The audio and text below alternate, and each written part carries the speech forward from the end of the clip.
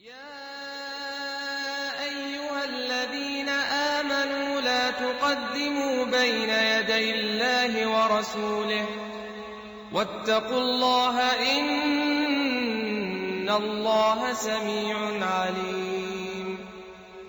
يا أيها الذين آمنوا لا ترفعوا أصواتكم فوق صوت النبي ولا تجهروا له بالقول كجهر بعضكم لبعض أن تحبط أعمالكم وأنتم لا تشعرون.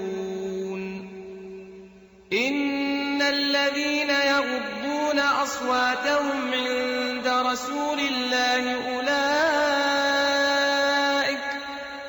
أولئك الذين امتحن الله قلوبهم للتقوى لهم مغفرة وأجر عظيم. إن الذين ينادونك من وراء الحجرات أكثرهم لا يعقلون. ولو أنهم صبروا حتى تخرج إليهم لكان خيرا لهم والله غفور رحيم. يا أيها الذين آمنوا إن جاءكم فاسق بنبأ فتبينوا أن تصيبوا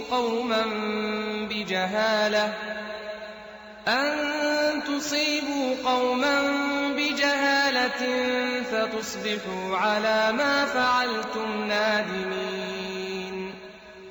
واعلموا أن فيكم رسول الله لو يطيعكم في كثير من الأمر لعنتم ولكن الله حبب إليكم الإيمان وزينه في قلوبكم وكره إليكم الكفر والفسوق والعصيان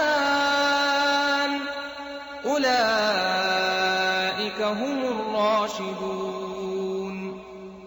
فضلا من الله ونعمة والله عليم حكيم.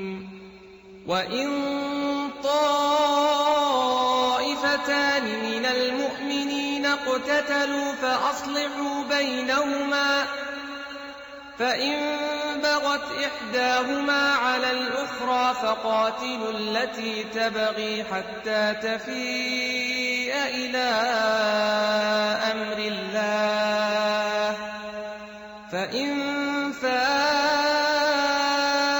فأصلحوا بينهما بالعدل وأقسطوا إن الله يحب المقسطين. إنما المؤمنون إخوة فأصلحوا بين أخويكم واتقوا الله لعلكم ترحمون.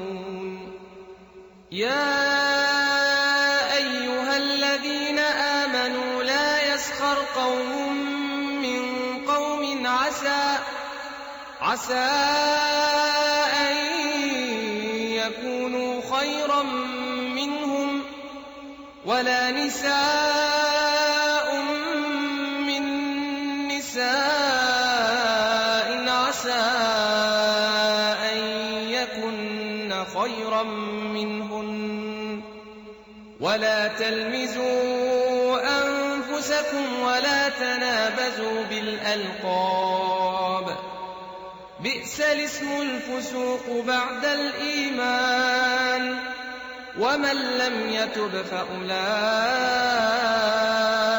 هم الظالمون. يا أيها الذين آمنوا اجتنبوا كثيرا من الظن إن بعض الظن إثم ولا تجسسوا ولا يغتب بعضكم بعضا أيحب أحدكم أن يأكل لحم أخيه ميتا فكرهتموه واتقوا الله إن الله تواب رحيم.